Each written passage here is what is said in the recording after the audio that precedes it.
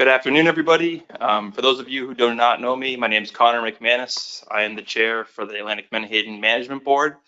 I'd like to call the meeting to order. With that being said, we'll move on to our first item, which is approval of the agenda. Is there anyone who has comments or revisions to the agenda as written? All right, seeing no comments or hands, I assume that we can approve with consent, which will then move us to approval of the meeting summary from October 2023. Are there any revisions recommended or by the board? All right, seeing none, then we will consider that approved by consent.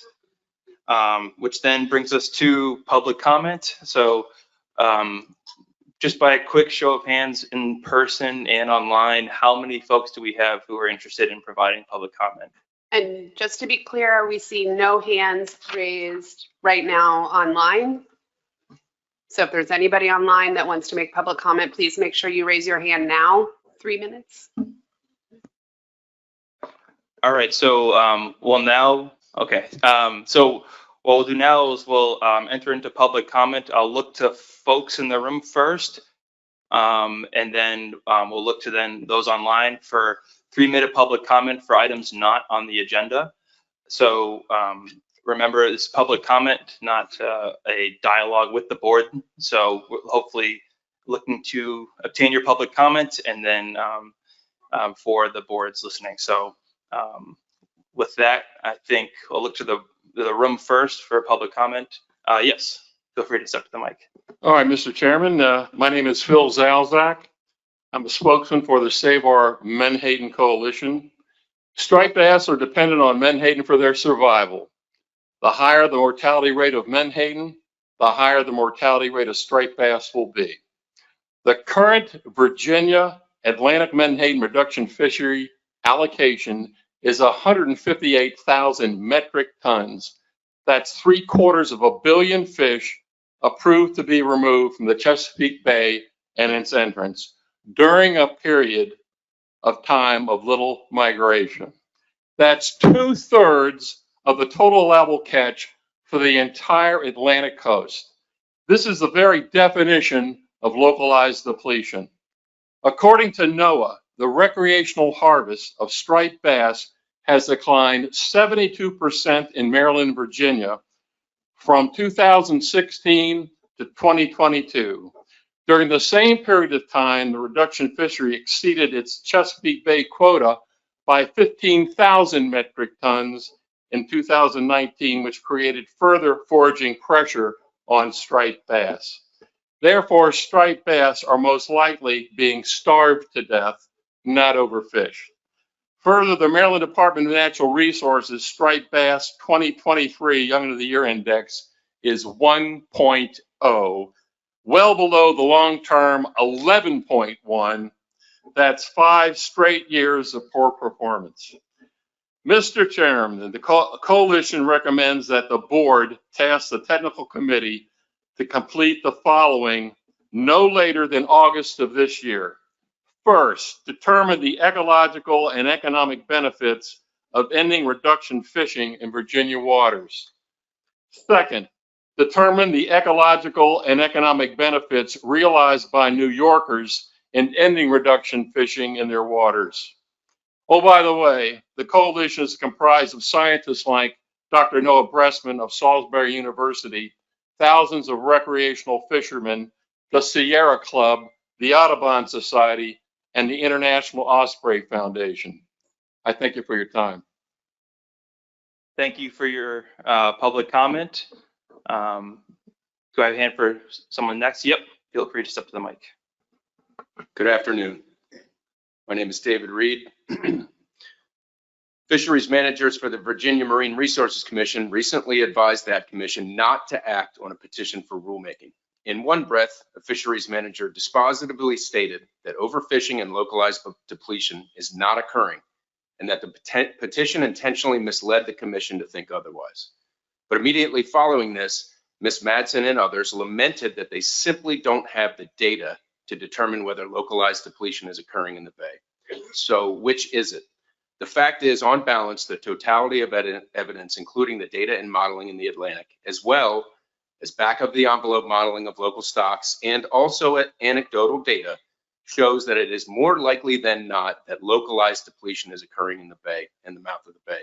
With the 2019 Liljestrand and Wilberg study showing minimal communication and dispersion between Atlantic regional populations, this strongly suggests that it is more likely than not that when regional and local populations are depleted, they are not quickly replenished. In this case, over 200 million pounds in a single season from the bay and the mouth of the bay.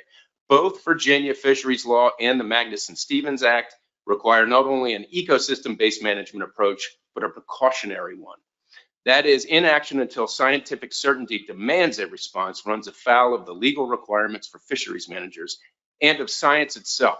Furthermore, a failure to properly acquire the data for the largest and most important estuary in the Atlantic coast is not a justification for inaction, and lamenting the lack of that data is not a response.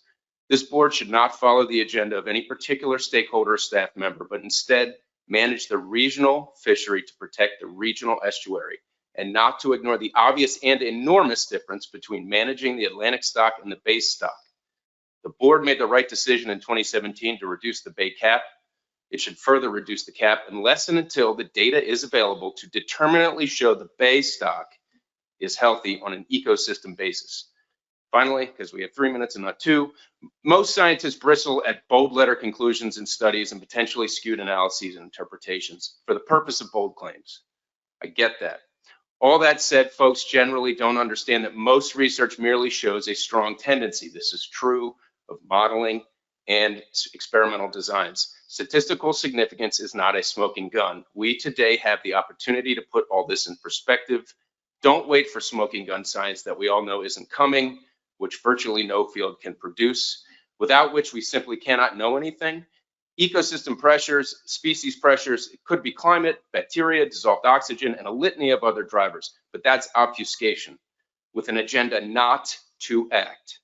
Menhaden removal from the system is a substantial and maybe even primary driver of both osprey and striped bass population stress. That we can't know with certainty which one it is, should not preclude its consideration or management. Thank you. Thank you very much for your comments. Yes, feel free. Thank you. My name is Brian Collins. Consider myself a concerned citizen and active participant in dialogue on concerns you've heard about.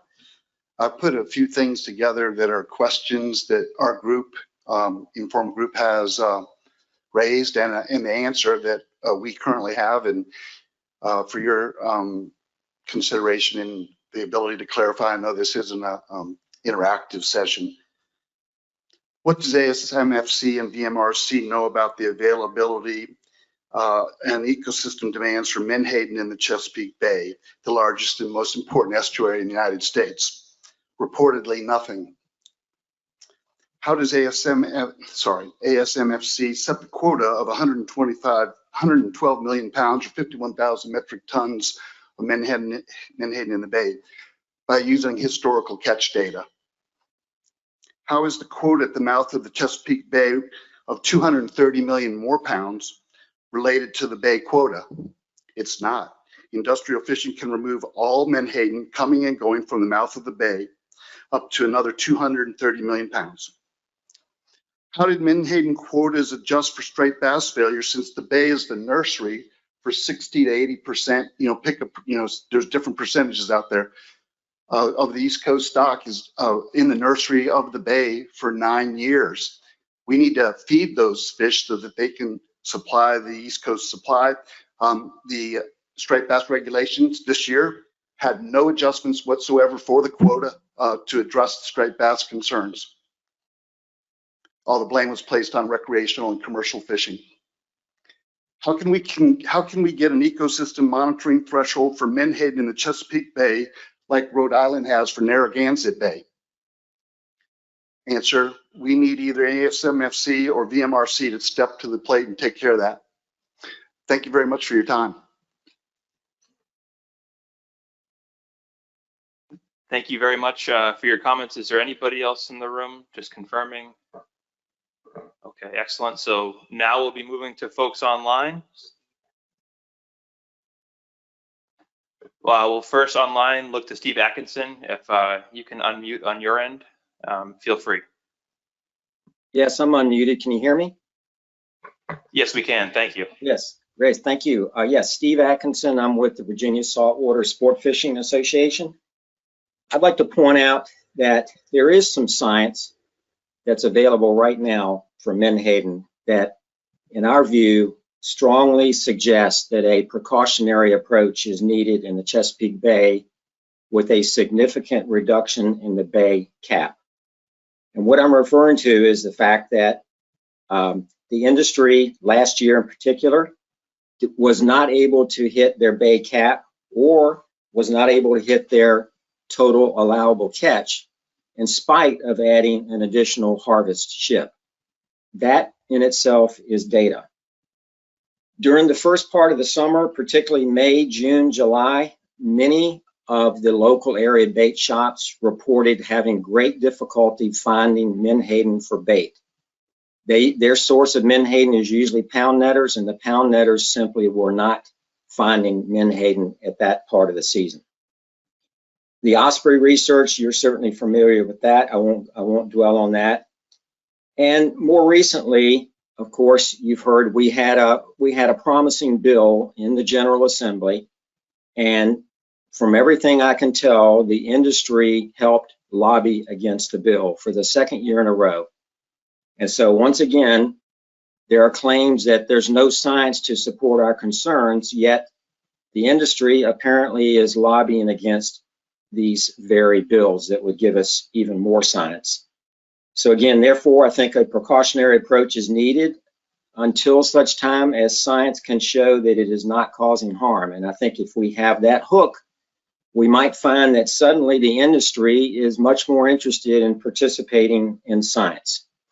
And finally, I have to add, unfortunately, the VMRC board is not capable of doing anything here, and that's largely because the board is stacked with friends of the Menhaden industry. And thank you very much for your time. Thank you for your comments. And we have one last late individual interested in public comments. So we'll ask you to unmute and try and be brief as much as you can. Jim Fletcher. The United National Fishermen's Association for years has said pharmaceuticals, pesticides, and man-made chemicals are the problems for most fisheries. We now know that the PFABs and plastic micro and nanoplastic are more of a problem than we realized. Rather than going sport against recreational, why don't we try an enhancement program of spawning trillions of Menhaden and releasing them where the eggs and larvae can grow? Why not try something different? And the situation is enhancement may be the solution, but the true problem lies with the wastewater that's coming downstream, and that can be addressed by land applicating all wastewater. Thank you for your time, and hope that somebody listens to the plastic problem and the wastewater problems. Thank you, James Fletcher, United National Fishermen's Association. Thank you for your comments, Jim. With that, that will close out our public comment period for this meeting. And with that, we'll move on to item 4 on the agenda, which will be a report on an acoustic survey of overwintering Atlantic Menhaden offshore of New Jersey, presented by Dr. Jenny Neslage. So with that, I will pass it to you, Jenny. Thank you, Chair, and thank you all. Good afternoon. My name is Jenny Neslage. I am now an associate research professor at Chesapeake Biological Lab and a former member of the Commission family. So it's good to be back and see you all this afternoon. Thank you for letting me have the opportunity to brief you today on a cooperative survey that we ran for Atlantic Menhaden in the winter of 2022. So this project was highly collaborative, cooperative research done in collaboration between academic and private scientists, industry folks, as well as numerous federal and state partners. So there was a large team of folks, including colleagues here at Chesapeake Biological Lab, as well as folks you know well from Virginia Institute of Marine Science, Normando, working alongside the folks from Lund's Fisheries, our wonderful captain, Steve and Leif Axelson from the vessel we used for the survey, the F.V. Durston. And we were very fortunate to have the feedback and the partnership of the Northeast and Southeast Fisheries Science Centers, as well as New Jersey DEP. All working together on this project. It took a huge team to get it done. And I just want to extend my thanks to the Commission for your support of this science, as well as the states of Delaware, North Carolina, and South Carolina for providing transfer quota to New Jersey in 2022 to make sure we were able to get this science done. So thank you. So when people hear the phrase Menhaden survey, they get very excited, and I'm glad they do. I get excited myself, but I just want to tell you a little bit about the very specific goals of this particular survey. So this was a project funded by NOAA Fisheries through the Saltonstall-Kennedy program with the goal of providing science that promotes sustainable U.S. seafood production and harvesting. And in particular, we started working on this project with in response to a need the industry had. There's a winter bait fishery out of New Jersey that operates mostly in between January and March. It began in 2014, and they seemed to very easily hit their quota, and they claimed that they were seeing a lot more fish out on the water and were asking for more quota. But of course, we don't know how many fish are out there. In fact, when I started the commission back in 2008, we didn't even think that Menhaden were overwintering in that region of the coast. So this is really an area where we know very little about their biology, what they're doing up there in the winter, and how many there might actually be off the coast of New Jersey for this particular fishery. So we set out to conduct a hydroacoustic survey of the overwintering Menhaden population that's offshore of New Jersey to see basically what the biomass of Menhaden might be in that region. And then, of course, what's the age, the size, the sex structure, maturity of the fish that we encounter in that study area. We were partnering with industry on this and using an industry vessel and the acoustics on board. And so one of our other goals was to see how accurate those industry acoustics were and whether there was potential for future use in additional cooperative research in the future. And then we also sampled Menhaden. The idea was that if we did encounter Menhaden, we would age them in the lab and do a thorough aging evaluation study to see what the uncertainty is for these animals that we anticipated would be some of the older fish, given how Menhaden tend to stratify by age along the coast. So when we set off to start thinking even about this project, it was back in 2015, 2016. And when we sat down to design this survey, we realized how difficult it was going to be because Menhaden don't like to play by normal fish rules. They tend to form, as you know, extremely large, very dense schools, but they're very patchily distributed across the seascape, such that if you run a normal acoustic survey, you might not encounter them. So that was a challenge. And in addition, we were trying to survey in the winter. And while in the summer, as you all know, large schools are near the surface. You can see them from a spotter pilot or the wheelhouse of a large vessel, and you can harvest them with purse seines pretty easily. That's not so in winter. In winter, the schools tend to go subsurface when the water temperature drops, and therefore you can't use purse seines, you can't see them. How are we going to survey for them? So what we did was we spent quite a bit of time with a project funded by the NSF Science Center for Marine Fisheries to design and simulation test a new acoustic survey that was tailored just for Atlantic Menhaden and to try and meet all those challenges I just mentioned. We published that approach and the simulation study that we did to accompany that in 2020 in Fisheries Research. And in that same year, we also, thanks to you all, had the technical committee review that and our implementation plan for the cruise. And they provided a lot of great feedback, which we incorporated into our final cruise plan. And that's all you can also reference the memo from August of 2020 for that. So I'll just briefly touch on why this survey design is a little bit different. You've probably seen other acoustic surveys where folks go out, the scientific crew goes out with the vessel and they run transects random lines along a study area. And they're looking with the echo sounder, the down sounder, down underneath the boat for any biomass of fish that they might cruise over. The problem being, of course, if we did that, we might not see any menhaden because they're very densely packed in these tight little schools across the landscape. So what we decided to do was use a combination of the down sounder that you would normally use for an acoustic survey, along with the omnidirectional sonar that's also on this vessel, looking out in front of and to the sides of the boat. And that effectively allowed us to expand our search area out to about 1,600 meters each side of the boat, as opposed to just being underneath the vessel, maybe 30 or 50 meters wide. And so if we encountered a fish school within that search area, 1,600 meters each side of the boat, then we included that in our analysis. If we saw schools outside of that range, we noted them, but they were not included in the final biomass estimate, just to maintain statistical rigor with this design. So the actual survey area that I keep referencing, I'll show you a map here.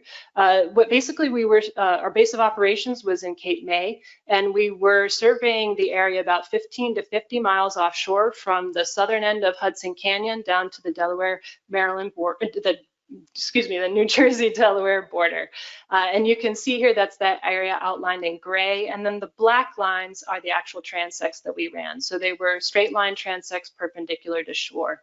And you can see this is the area of highest concentration where this bait fishery is operating, although they do move into offshore waters of farther north and farther south. A lot of the fishing occurs in this region. We utilized the fishing vessel, the Durston, which many of you may be familiar with. It's a 160-foot midwater trawling vessel. It's quite large and powerful. We had 2 experienced captains on board who provided a lot of the knowledge we needed to make the logistics actually work in the time frame we had.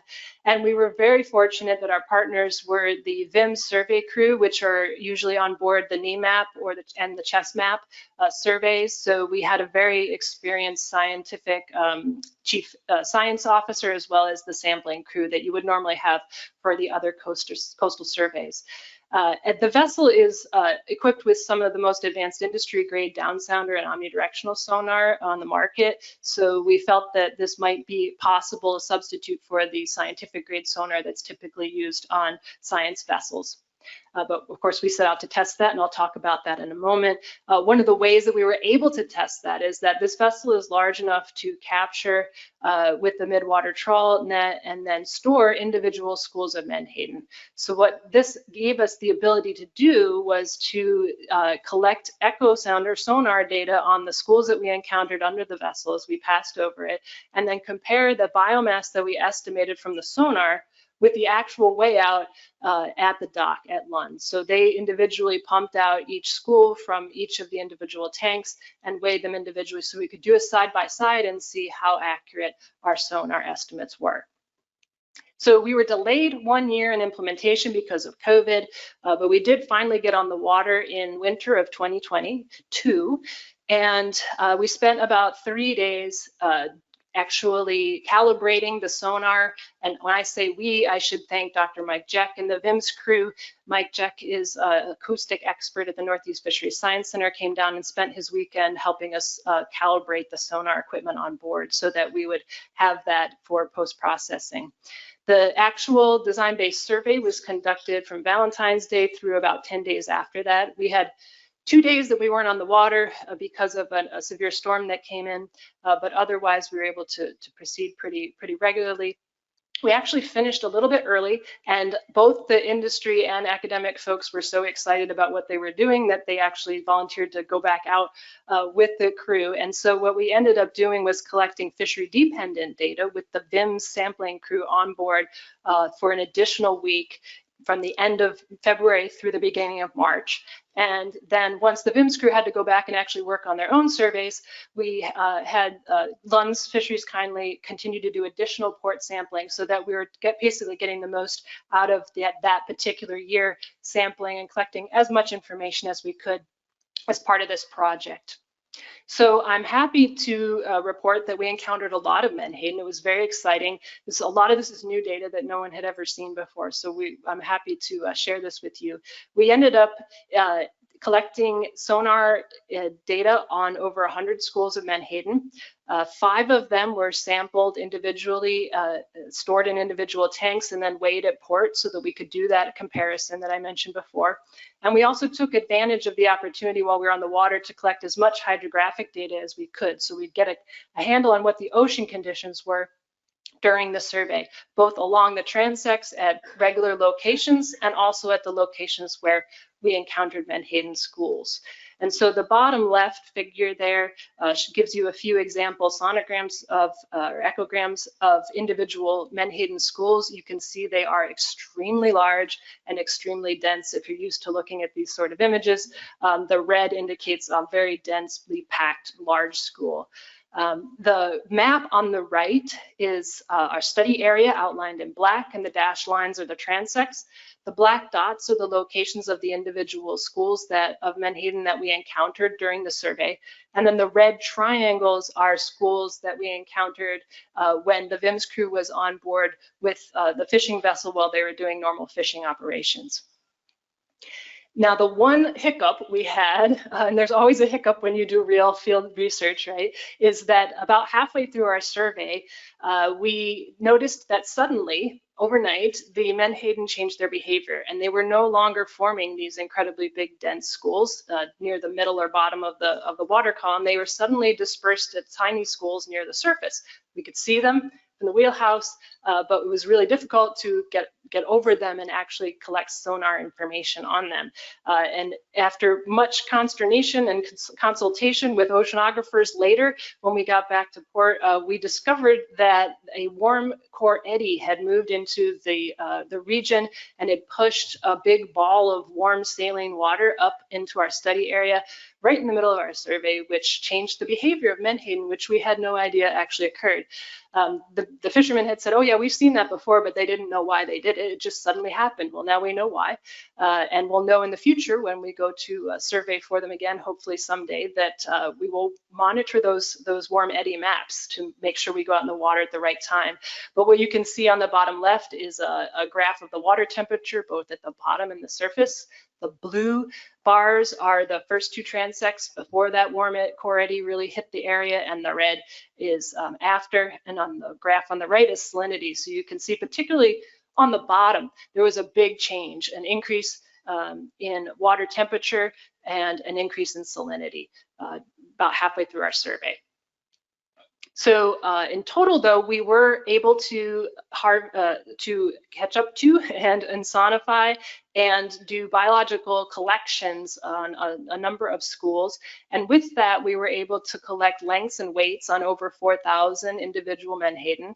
And 300 of those we subsampled and collected a whole bunch of additional information, including length, weight, but also sex, maturity stage, which was from visual inspection, and then we collected a patch of scales as well as paired sagittal otoliths. So here we were able to do a very extensive paired scale otolith comparison and do an aging study on them. So I'll just briefly touch on the highlights of our results. The report I provided has all the details for you, but in the bottom left here, you can see a plot of the fork length of the individuals that we sampled. The red bars are females and the blue are males, and where they overlap, it's purple. You can see that these are much larger animals than we typically encounter in the port samples that make up the majority of the information that goes into the stock assessment.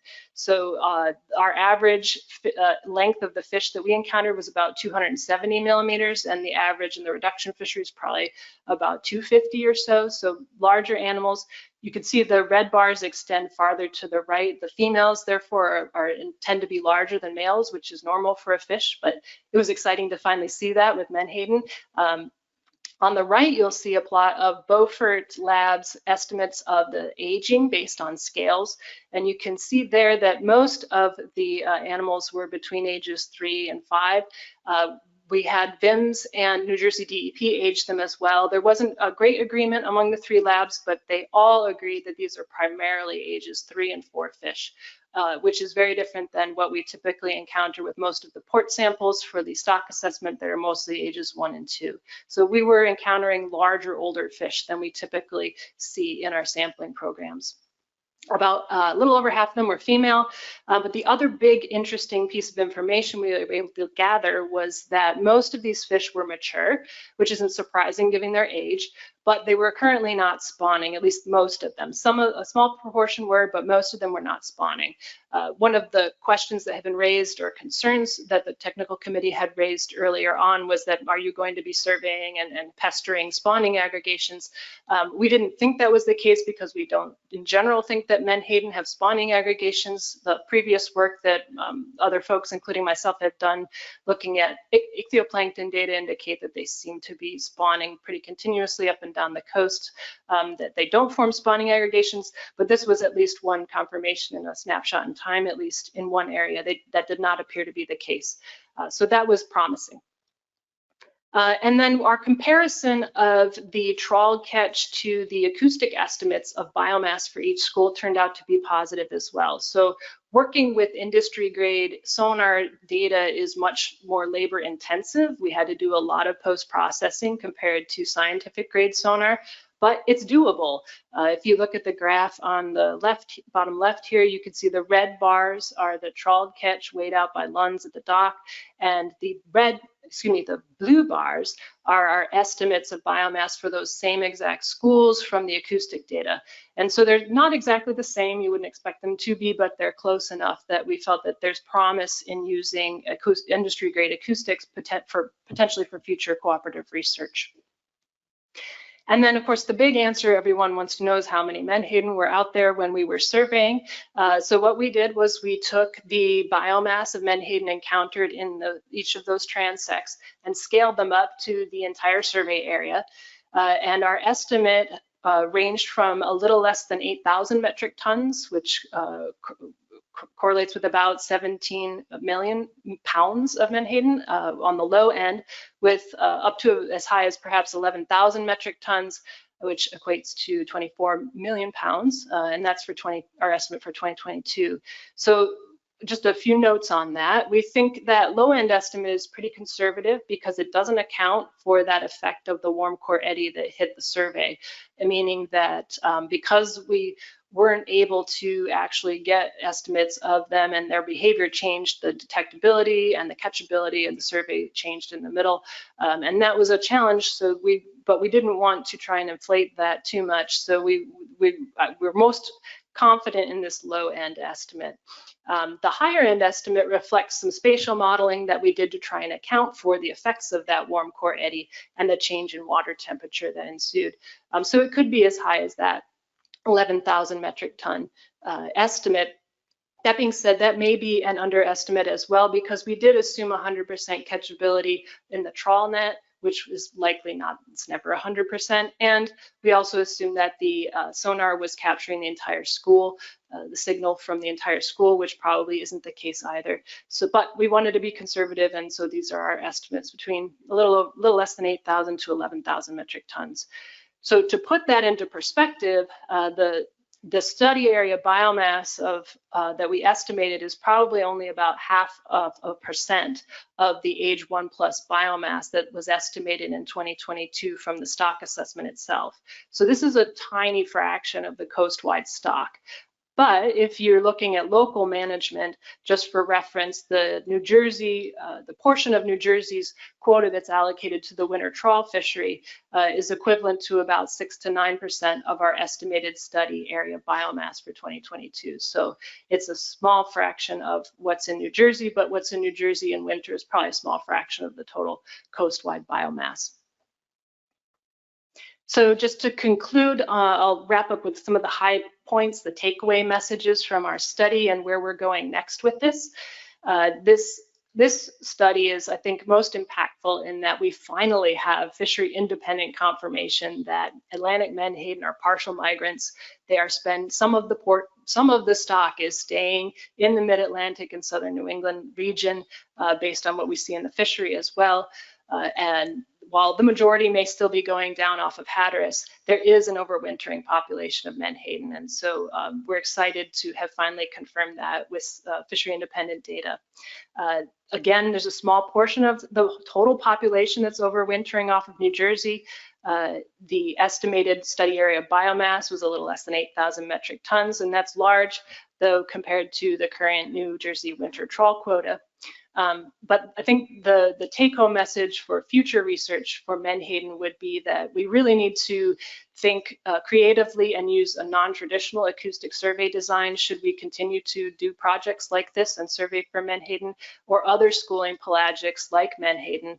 If we had run a traditional acoustic design with the budget that we had, we would have said there was no menhaden out there, which we know is simply not true.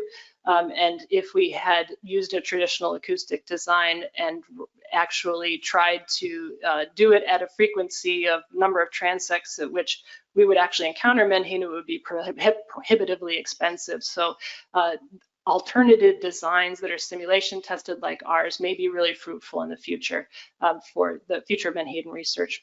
And so our next steps with this, we have our aging team on the project at Beaufort and VIMS and New Jersey DEP are working to develop best practices for aging these older menhaden that folks don't normally see in the port samples.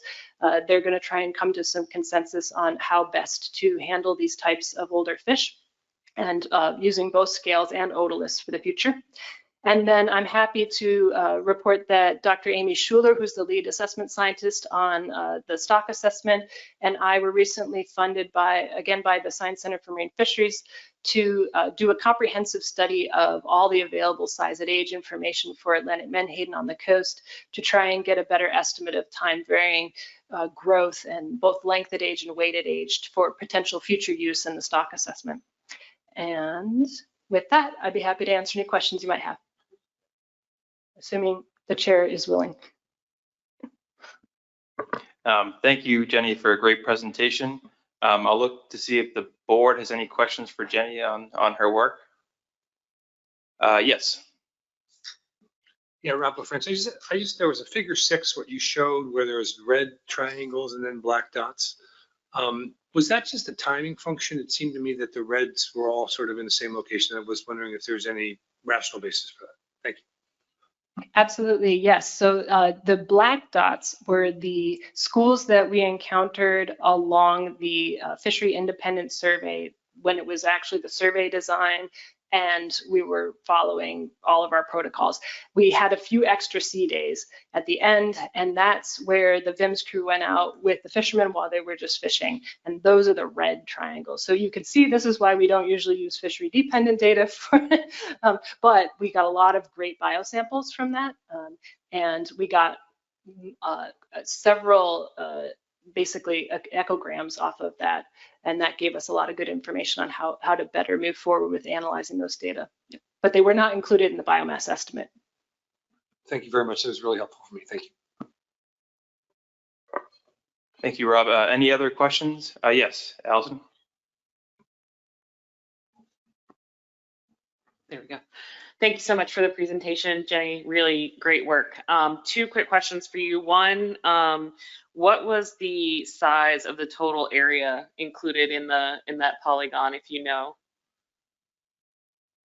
Off the top of my head, I don't know, but I can get back to you. Sorry. Yeah, that would be great just to understand sort of the area that was being sampled. And my second question you touched on a little bit at the end, but I was wondering if you could walk us through it and explain a little bit more. So my question was going to be about whether or not the transects overlapped, like the sonar coverage overlapped, and if not, how you chose the number of transects that you chose. And I think you started to touch on it at the end, the approach that you took. Would you mind just sort of reiterating some points on how you decided that sample design? Sure. So In the 2020 work that we did doing the simulation testing of alternative designs, that work indicated that based on at least the data we had available, which were VTRs from the fishery, NEFOP, locations of bycatch of Menhaden, and the environmental data that's available in that region.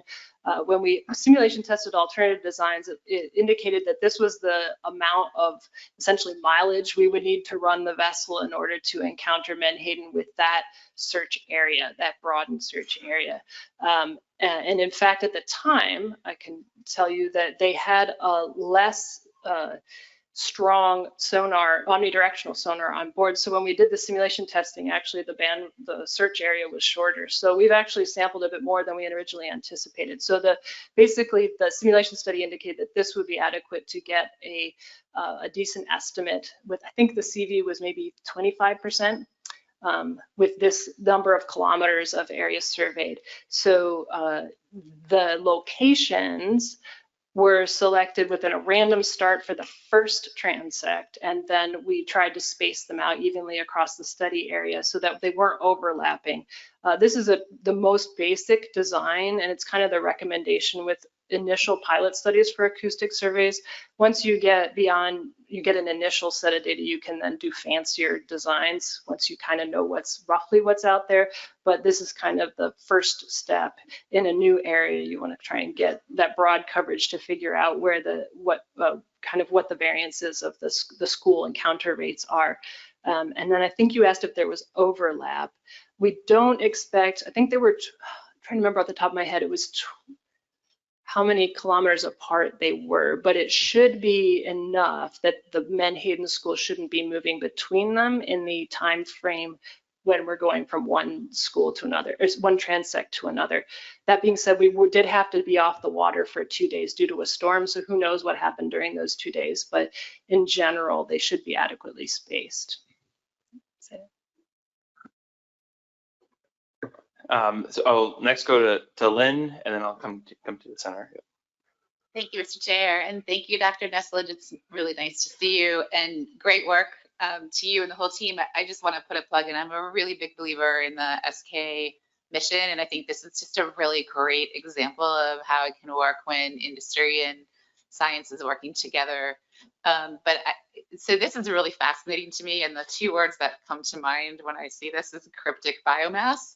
And I just wonder, and maybe you can't answer this, but I do wonder if you have any inclination that this may impact the selectivity curves that are used in the stock assessment. It's just a thought, and I'm just curious. I don't think I can speak to whether this would impact the stock assessment. I don't think it would per se, but my mind is traveling back to the was it 2015 assessment where we did change the selectivity curves, and we did that based on a very coarse assumption based on, I think it was the bycatch estimates of larger Menhaden in the northern region of the stock assessment. And so this really kind of was indicating at the end here, we finally have really good solid data that yes, indeed, there are bigger, older animals hanging out up in the northern part of the range. This won't actually impact the shape of the curve per se, but at least it gives us some confirmation that we made the right decision, I think. So does that answer your question? Thank you, Lynn. Yes, Senator. Thank you. Is there data over time on any trend lines in the temperature, salinity, or dissolved oxygen? And I also wondered whether you had any data on pH for acidification. I'll answer the last part first. No on pH. I don't have any. We did not get that. We only got temperature, DO, and salinity. But you asked about time trends. So we were only out there over about a month period or several weeks where we were collecting the hydrographic data. And I have been scrambling to try and find people who have actual long time series or time series from that region offshore. And it's actually kind of difficult to find. The Ecomon folks go into there every once in a while, but it's really not well monitored. So most of our understanding of what the ocean conditions are in that region are satellite driven or from models. Does that get at your question? Yeah, unfortunately, because I really wanted more information on that warm core eddy coming in. I'm glad we took that information, otherwise we wouldn't have any idea what was going on when we were out there. But it was a snapshot in time. It's not a time series. Yeah. Any other questions? Yes, Craig. So I guess this is set to happen again? No. Oh, that's a shame. Not impressed very easy. That's pretty impressive what you put up there today. That's good information. If you have a chance to do this and you're looking for that upwelling again, as a fisherman, I would say cyclically within the moon phases of when your attention was paid, if you repeat that again, you may find that upwelling again. With that, you would begin to see a more consistent pattern in your, what we find is in our catches.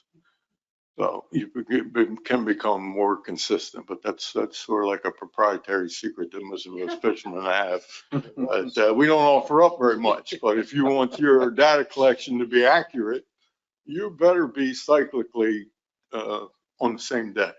So if we took these surveys, what I'm trying to say is if we took these surveys today on April 30th today, that would not be the same as April 30th next year.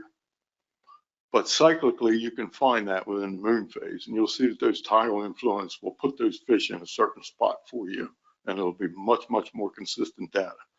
And a lot of commercial fishermen, I'm so probably very sorry that I just said that.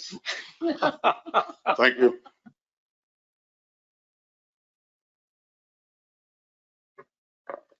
Any other questions or comments for Jenny from the board? All right, well, thank you, Jenny, very much for the presentation. I recommend public or board, if you have follow-up questions, let us or Jenny know. So with that, it moves us on to our next agenda, which is updates from state management programs for Maryland and Virginia. I'll first look to Lynn Fagley. Thank you, Mr. Chair. And so for this update, I don't have a whole lot to offer other than what I offered at the last meeting. And that is to say that we are currently working on a communications tool around the balance of menhaden and striped bass in the Maryland portion of the Chesapeake Bay. It's a traffic light index analysis. I think it's a really elegant piece of work that is not designed for management, but it's designed to really present a synthesis of data that we've collected over the years and will continue to collect that just demonstrates how we are seeing the balance of these two animals. And our intention now is we are setting up to get it out for an independent desk review. We want to make sure that we have independent scientists really ensuring that we are applying data in a neutral, non-biased way, and that our treatment of the data is fair. So we're hoping that maybe we can launch this thing in the fall. So I don't have a lot more to offer than that right now. I will say that the index includes information from striped bass, things like striped bass body condition, levels of relative F of menhaden. But one of the things that we've looked sort of high and low to find to include in this analysis are data about osprey, and we haven't really managed to find the right data set to fit into that. And I just bring that up now because under other business, I had a few more comments to make about that. So that's really the only updates we have, Mr. Chair. Thank you, Lynn. I'll look to Pat for an update from Virginia next. Thank you, Mr. Chairman. In your supplemental materials is a letter that I provided to the commission with information that from this year.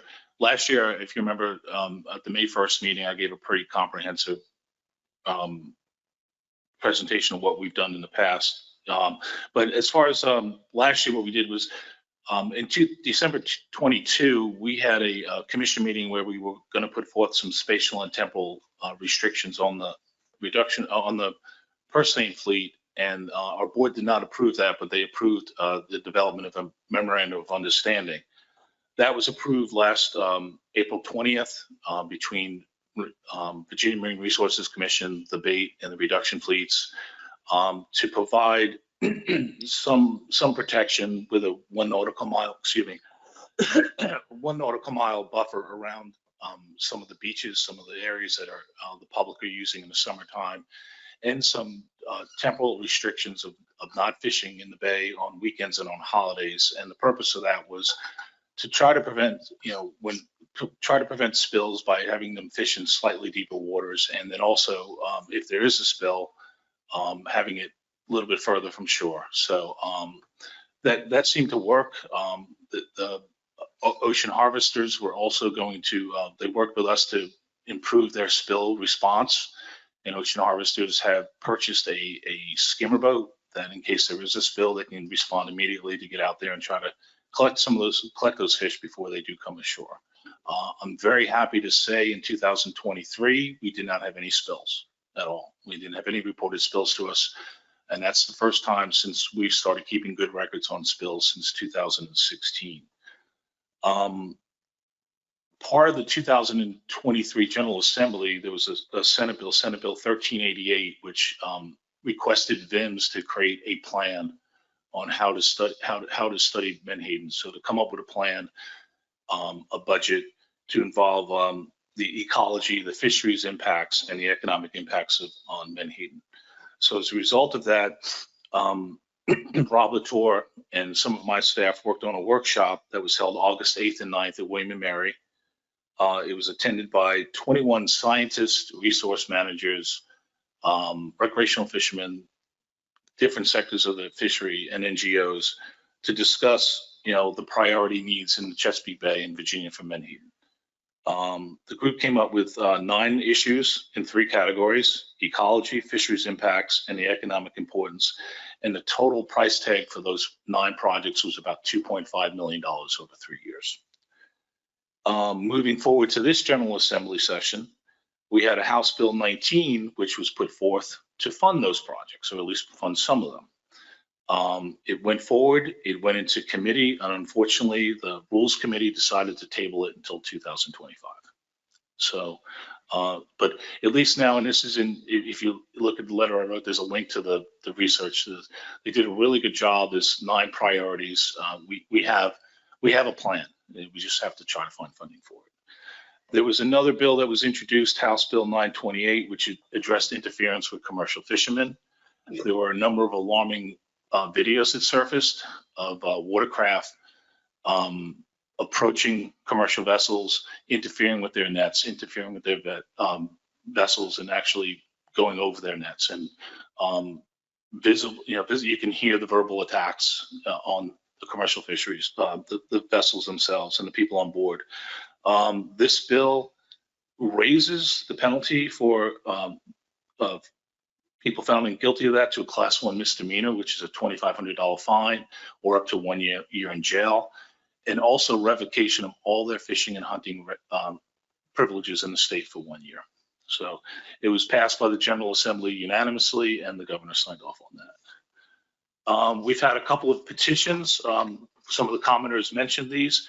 This is a relatively new process for us. It's in the Code of Virginia that allows the public to request changes or repeals to existing regulations. Somebody can make a request to a specific agency, and then it goes to the register, and we have 12 days to upload the petition onto what's called the Virginia Town Hall website. It's up there for 21 days. People can read the petition. They can provide whatever comments they want for 21 days on that petition. And then afterwards, the agency in question has 90 days to provide, to issue a written decision on whether to grant or deny that petition. So it's a yes or no, simple yes or no. If they say yes, then that agency moves forward with a regulatory process. We had one on June 27th, which was a petition to regulate Menhaden purse seines and ensure they are fished in a proper manner and appropriate depth. The petitioner said the nets are too deep to be fishing in the Chesapeake Bay, and that they don't leave enough room for non-target species to escape, and they're affecting the bottom habitats. That went before our board on October 26th, and BMRC denied the petition with a 5-1 vote. In December 21, we received a second petition, which was much more detailed. It had 5 issues: 1, to enact a moratorium on reduction purse seine in the bay; 2, require at least 40% of the Virginia reduction harvest come from federal waters; 3, codify the 1 nautical mile buffer in regulation, which is now as an MOU; 4, to fund the implement of the population studies proposed by VIMS; and 5, establish a proper industry oversight, increased harvesting, and bycatch monitoring. The 21-day comment period ended on February 5th, and the commission heard it just last Tuesday on April 23rd. There was a lively discussion about it, and the petition was denied 5-3. We're also seeing quite a few more public interactions. We've had 11 FOIA requests on Menhaden in the last year, and so we're spending a fair amount of time. These petitions take a lot of our time when they come forward because we have to deal with those. We're seeing a lot more folks showing up at our commission meetings, speaking during public comments that are not on the agenda as well. So that's all I have at this point. And, we're hoping that somewhere along the line, we can get funding for some of those projects that the folks on the workshop provided. Thank you both, Lynn and Pat. Based on some of the discussions we'll have on our next agenda item, what I would like to do is move into that presentation now, and then the board can have discussion or comments on both for Lynn and Pat as necessary or as needed, and then as well for Katie. So with that, I'll look to Katie to give us progress updates on the 2025 stock assessments. Great, thank you, Mr. Chair. As mentioned, I'm going to be providing an update on the current stock assessment progress, as well as talk a little bit about kind of the next steps after that assessment, where we think we'll end up in terms of maybe spatial reference points or more spatial information to inform the board, as well as some information on next steps that management can consider. So our current timeline is up on the screen right now, and we most recently had a data and methods workshop in October of 2023, which I'll go into some of the discussion and results of that workshop in my next slides. But we are currently right now in the process of gathering data to support the single species assessment update, as well as the multi-species assessments that are going to support the ERP models.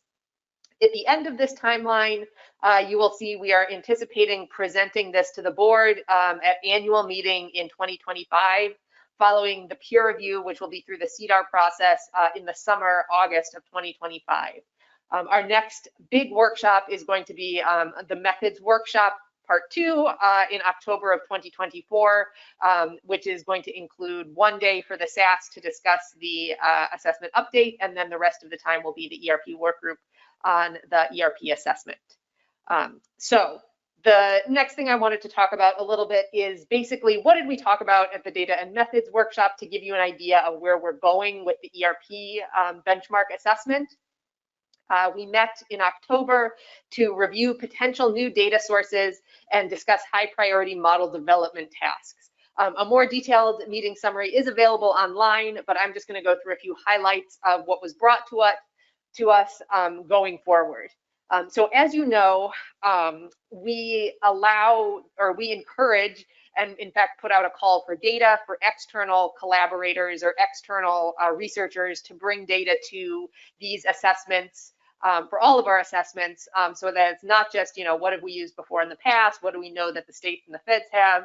We have an opportunity to bring in other data sources. And so I'll go over some of the important ones that were presented from external researchers. The Nestledge et al. Survey was not considered for inclusion in the assessment due to the short time series. This is basically just a snapshot, a pilot study.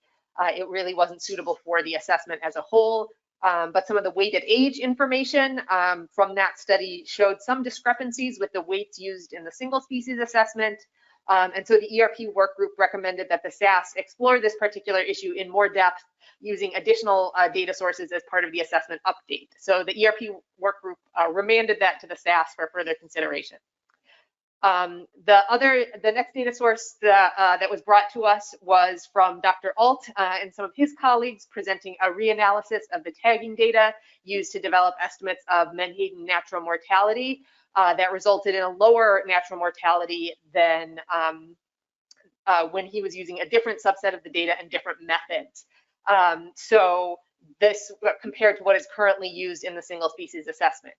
The ERP work group remanded this to the SAS as well, kind of recommending that some additional work be done to understand the differences between the data sets in question and conduct a sensitivity run with the lower natural mortality for consideration in the ERP models. The next data set was some information presented by Dr. Watts on the relationship between Menhaden and osprey in the Chesapeake Bay and other nearshore piscivorous birds that he has worked on. As well as the ERP work group reviewed some additional literature on marine mammal diets. So overall, the ERP work group found that the marine mammal and bird diet data and abundance data are still extremely limited coast-wide. So we have some good, very localized studies of individual aspects of this relationship, but overall the data are very limited. So the ERP recommended doing a comprehensive review of the existing data for birds and marine mammals to update the NWAC's full model, that is the full EWE model, as a complement to the NWAC's mice model, but at this point, not including birds or marine mammals in the NWAC's mice model. Instead, we'll look to that sort of full comprehensive NWAC's full model to support or provide context for the results from the NWAC's mice model. Similarly, the ERP work group reviewed new diet information on bluefin tuna and blue catfish as potential additional predators within these models, and recommended exploring the inclusion of bluefin tuna further as the data were seemed sufficient, but not blue catfish for this assessment, as the more comprehensive data on the more comprehensive diet data studies for blue catfish indicated that Menhaden was actually a relatively small component of their overall diet, and the geographical overlap with Menhaden was limited basically to freshwater, less saline parts of the Chesapeake Bay.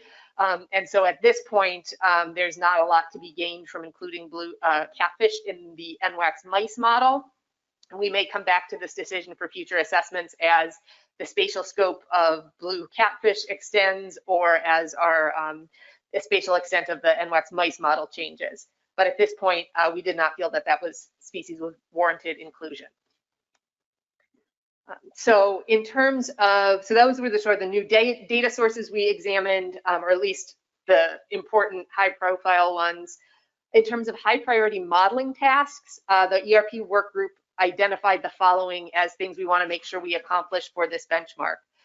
So number one, incorporating seasonal dynamics into the NWAC's mice model to better capture predator and prey temporal overlaps. Right now, we're just using an annual time step.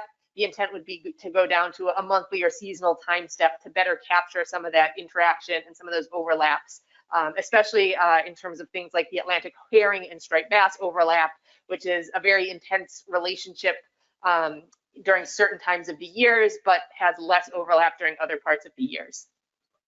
In addition, we'd like to incorporate bottom-up feedback into the Vader multi-species statistical catch-at-age model as a complement to the NWAC's mice model, and to further develop that modeling framework as recommended by the peer review panel, as well as continued development and testing of a model that was not considered last time, but might be useful this time around, the Wilberg et al. Age-structured predator-prey or simulation model, which can provide some interesting simulation capacity to support the NWAC's mice and Vader models.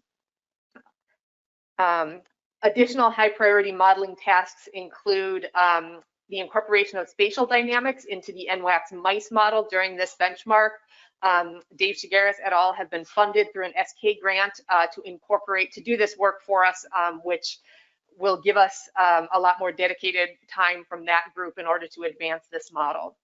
And in addition, the ERP work group is going to work on gathering additional data and reworking existing multi-species data to support a finer seasonal and spatial scale for model development.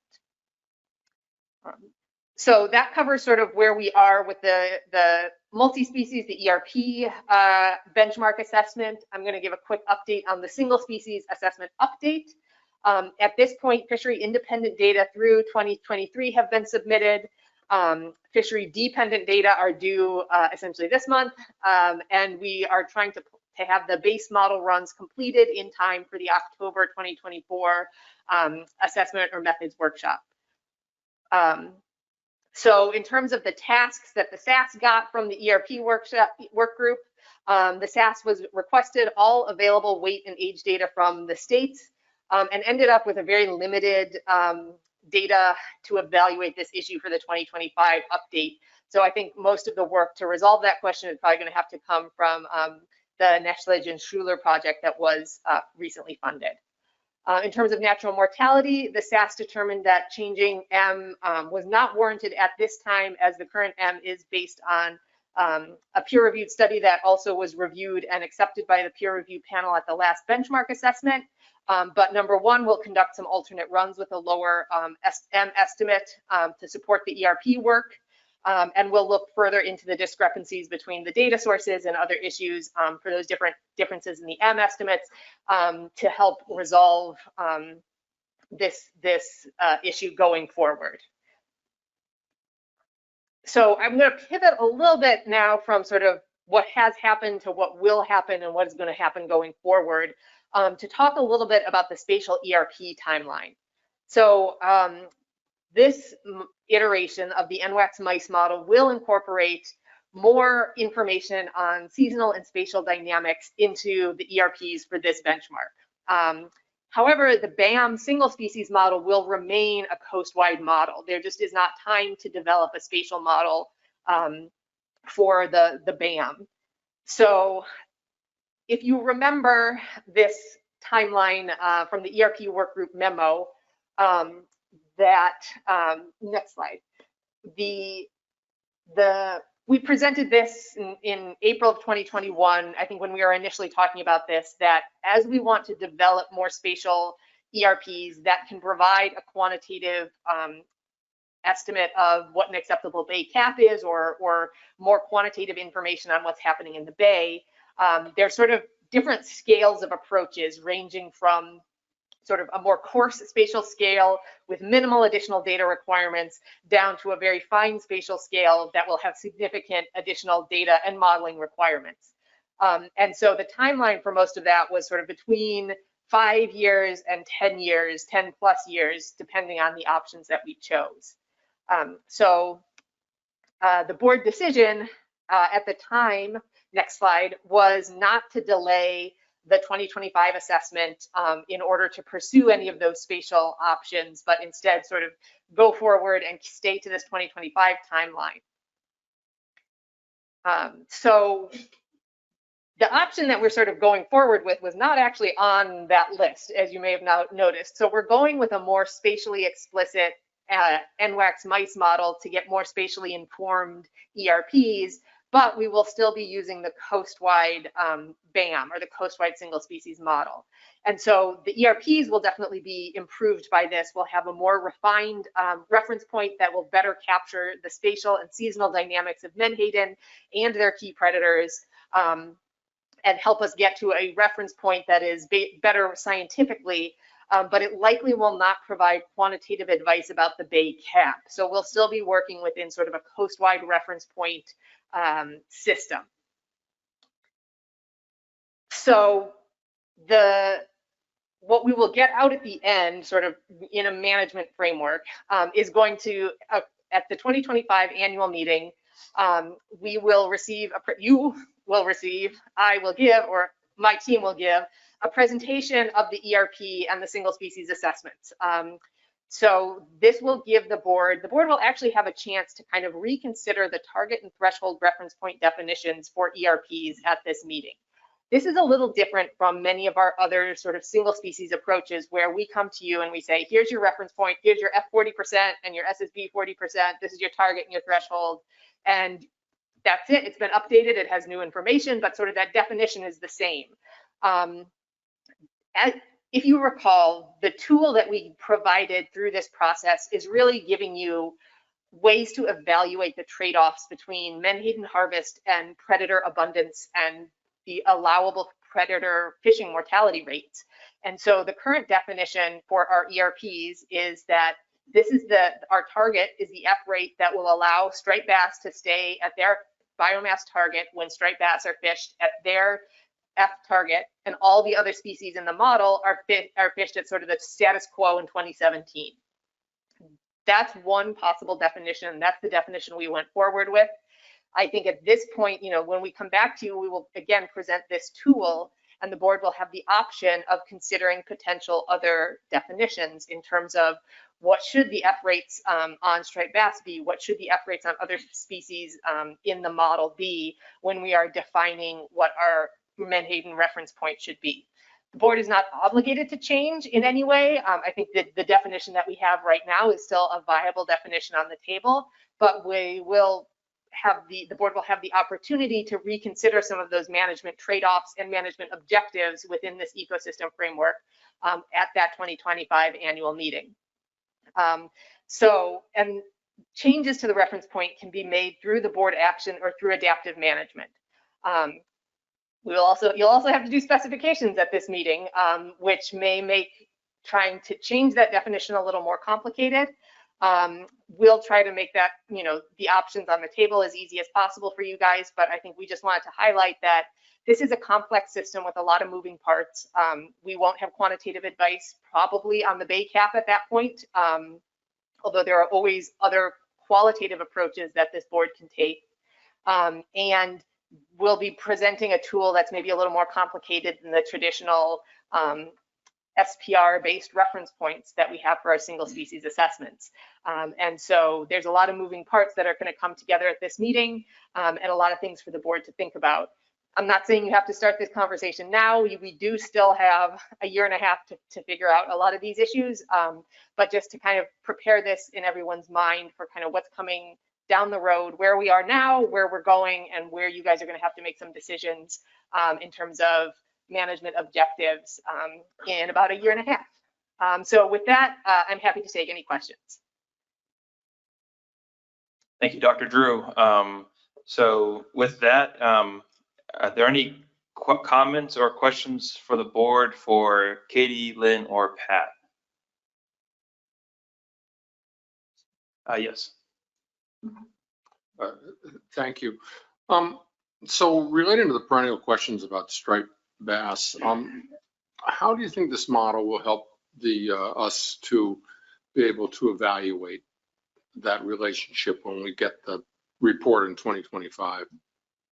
So I think you mean the relationship between striped bass and menhaden fishing mortality. And I mean, I think the goal is the tool that we have now, and the goal is to have a more refined version of that tool that basically looks at, as you increase fishing mortality on menhaden, what happens to striped bass? And as you increase fishing mortality on striped bass, what happens to striped bass? So that you can sort of find that balance where you can, because it is a trade-off, right? You can fish put more fishing pressure on menhaden, and you'd have to ease back off of the fishing pressure on striped bass in order to keep them at sort of the same level, that it's all interconnected. And so it's not just a matter of turning one knob, there's multiple knobs within this system to turn. And so I think the goal of our tool is to help everybody understand these relationships between, you can adjust the fishing mortality on one of them, but you're not doing that in a vacuum. And right now our single species model sort of assumes we are doing it in a vacuum. And so with the ERPs, you can turn multiple knobs at a time and figure out what is sort of a balance between fishing pressure on menhaden and fishing pressure on striped bass that gets you to where you want to be for striped bass. I don't know if that helps or not, but. I may just follow up. So you think there's enough synchronicity between the Menhaden and the state bass assessments to make that useful? So yes, right now, we will have an assessment update, as you know, this year for striped bass, which means we'll have data through 2023 that aligns with we're aiming to have a 2023 terminal year for Menhaden as well. And we will have that for most of the other species, either 2022 or 2023 terminal year for our other key species in the NWACS mice model. But that is definitely something we try to keep an eye on, is to make sure that that we're not waiting on data from any one species in order to manage. Any other questions or comments? Yes, Allison. Thanks to all of you for your updates. Katie, I do have a couple of follow-up questions related to the mortality estimates that you were talking about, natural mortality estimates, that there was some uncertainty or inconsistencies there based on the analysis method. So I'm just curious, from a functional perspective, what would a lower natural mortality rate tend to lead to in terms of the outcomes of the assessment? Sure. So perhaps unintuitively, if you use a lower natural mortality rate in these models, in the single species model, you're going to get a lower estimate of biomass or abundance of Menhaden coming out. So right now that we're using a relatively, the higher estimate, when we implemented that higher estimate of M, we saw an increase overall in the scale of the population. And so that affects the scale of the population and our perception of that population for the single species model, and then feeding into the multi-species model, how many Menhaden are out there for those other predators to be influenced by or to have available to them to consume. So using a lower natural mortality is going to make that population smaller and have less Menhaden over the full time series available to those other predators. It's hard to say exactly what the effect will be in terms of for the multi-species model. Generally speaking, on the single species model, it makes it, when you use a lower M, you usually get higher estimates of fishing mortality as well. Quick follow-up. Thank you. Based on the existing natural mortality estimate that's being used and the one that was proposed in the data workshops, do you have any kind of scale of the differences between those two? Kind of what's the relative magnitude of the difference between the estimates that you're considering, either directly from those or in the sensitivity runs? Thanks. I don't have the exact proportion.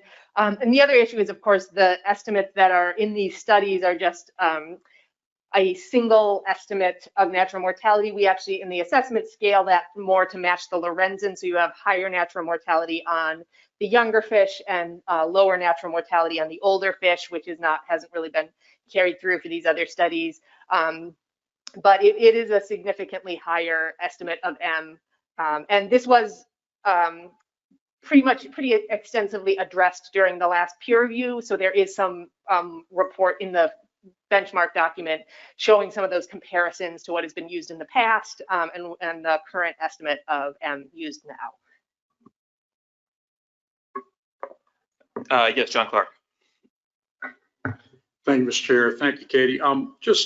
Hopefully I'm remembering this correctly, but the current ERP, the NWACS mice, it doesn't directly produce a multi-species reference point, right? It's like advice as how we can change our fishing mortality on the Menhaden based on the other species. Now, the other models you were talking about, the Vader and what was the other one, are those more set up to directly estimate reference points based on the entire predation on the Menhaden? And if so, is that the goal, is to eventually get to that, or is it still just to use the NWACS mice? So I would say the NWACS mice does give us a reference point, but it sort of has to be translated back into the currency of the single species model. So the NWACS mice model is very good at capturing those predator-prey dynamics and helps you understand, as I was saying, if you increase F on the Menhaden, what does that do to the other species in the model? If you increase F on striped bass, how does that influence striped bass and Menhaden? And how does that all tie together? So that you can sort of figure out in the long term if you fish at a specific rate on menhaden and a specific rate on striped bass, where is that striped bass population going to stabilize? And so you can adjust those knobs until in the long term, the striped bass population will stabilize at its target. And so the issue is that the NWACS mice model, the EWE models, are not good at capturing sort of really short-term dynamic changes in recruitment or population effects. They're better for long-term, like all of our reference point models, they're better for sort of long-term stability and an end goal. So we use the BAM, the single species model, that is really good at capturing sort of the short-term dynamics of menhaden, what's going on right now, what's going on in the next couple of years, what happened in the past based on that dynamic recruitment and other things. And so we use that to sort of, we take the information that we get out of the NWACS mice model about, you know, what is our long-term F rate that we want to stay at, and use the BAM model to figure out what is the appropriate quota to keep you at that F rate. So we're using sort of these two models in combination because they give each other things that the other one is not good at. So predator-prey dynamics on the NWACS mice side, short-term recruitment, better dynamics of the scale on the BAM side. The Vader model is a multi-species statistical catch-at-age model, and I think the long-term goal of that would be to develop a model that could do it all in one. And the multi-species model is one potential approach that can do that. So it is capable of handling some of those short-term recruitment dynamics and things like that within its own framework. However, it right now is missing the bottom-up feedback that says, you know, right now it's basically only looking at how much are these predators affecting menhaden and not looking at how menhaden is affecting the predators. And that is a real hard challenge to build into that type of model. And so that's kind of, I think the long-term goal would be to try to get something where you could do it all in one comprehensive model, whether that's, you know, can we get better recruitment dynamics in our EWE model, or is it, can we get better predator-prey dynamics in our multi-species statistical catch-at-age model? That's why we're continuing to develop both of them at the same time. I think it's kind of just a matter of what will be done in time for management to look at by the benchmark in terms of what we actually bring to you as a final result. Thank you, Katie. Yes, Rob French. Thank you, Katie. Really interesting stuff that you're working on. Amazing. One of the things you mentioned, though, is that there be some spatial data that's going to be created as a function of this. Is there any information we can glean from that, even though I know it's recognized we're going to be looking at a coastwide, still a coastwide ecological reference point, but is there any descriptive information we might be able to get, like looking at particular measures in terms of maybe the south looks different than, say, the mid-Atlantic versus the North Atlantic? Is there any information we might get coming out of that? And just ask this question as a follow-up at the same time. Have we looked at data, or are we looking at any data coming in from offshore wind? Are they providing you any information on any of these species? So those are my two questions. Thank you. So I guess the short answer to the second one is easy. No, we don't have any information from that offshore wind development coming into these models. I think ideally we would like to be able to look at maybe some of the dynamics of, yes, spatially sort of in this with the reference point model in the long term of, you know, what is the effect of more intense fishing pressure in the bay versus offshore, more intense in the north versus in the south? Is there, you know, if recruitment is increasing in the north and not in the, you know, and has been low in the Chesapeake Bay, can we pick up those dynamics? So I think the reference points will definitely be improved by incorporating some of these spatial dynamics, and our understanding of the system will be improved, but we may not have the ability to then to link that back to say, and therefore the catch in the bay should be X. It may still end up being a coastwide quota, and we'll have to look to other metrics if we want anything spatial on the bay. So will we have any sort of sensitivity to that, though? I mean, will there be some output from that or not really? I think, I mean, we can definitely look into that. I think it's going to be, I think there's also the question, we haven't done the full model development, and I think we also are a little bit unsure of the sort of the quality of the data that will come in at that spatial scale. So we can look into doing some of that sensitivity stuff. How informative it'll be will depend on the quality of the data and the performance of the model, but hopefully we can improve our spatial understanding in some way. Great answer, thank you. Allison Colden. Yes, thank you, Mr. Chair. Appreciate a second round here. I'm really excited about all of the work that's been presented here. I know that the spatial dynamics and the temporal dynamics have been a priority ever since we got the first round of the ERP models, so I'm happy to see that moving forward. But coming from one of the Bay jurisdictions, Chesapeake Bay jurisdictions, I feel like I would be remiss if I didn't point out the number of times, Katie, you had to specify that this will not get us any additional quantitative data on the Chesapeake Bay. And so I'm sort of searching here for a solution. We have 5 to 7 years of work in front of us in order to get from core spatial data resolution, which will hopefully get coastwide in this model, to anything even close to coming in offshore and looking at specific nursery areas like the Chesapeake Bay and other places. We also heard from Maryland and Virginia that the efforts that they are working on to try and, either synthesize our understanding or provide guidance or get to the science are being, hitting bumps at every turn. Virginia didn't fund the study. Maryland has put together a great synthesis of data that we have, but it's not intended for management and is focused only on striped bass. We have significant concerns in the Bay region, particularly with species like osprey that are not included in the ERPs and are not directly included in the NWACS mice model. And according to this update, won't be included in this next round of the NWACS mice model either. So I just want to flag that there's some of these significant concerns, including other data sets that we have found recently that have not been included in previous rounds of this. And so I want to just flag for the board that I think that there's some serious consideration to be given for these concerns, ecosystem concerns in the Chesapeake Bay, and the fact that they won't be addressed through some of the assessment work that's going on now and some of the work that the states are working on. So I just want to keep that front of mind for everyone. Thanks. Thank you, Allison. Are there any other comments or questions from the board?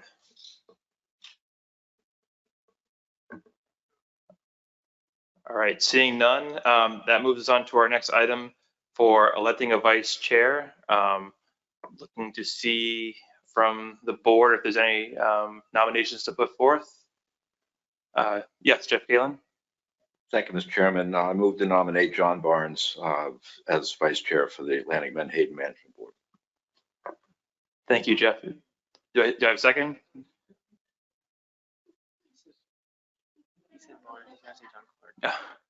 So move to nominate John Clark as vice chair. Did I say Barnes? Boy, we're losing each other's names. That's an old name, an old Menhaden name. I'm sorry about that. John Clark. Wow. I don't know where that came from. Senior moment. Sorry about that. Senior moment. John Barnes is long gone.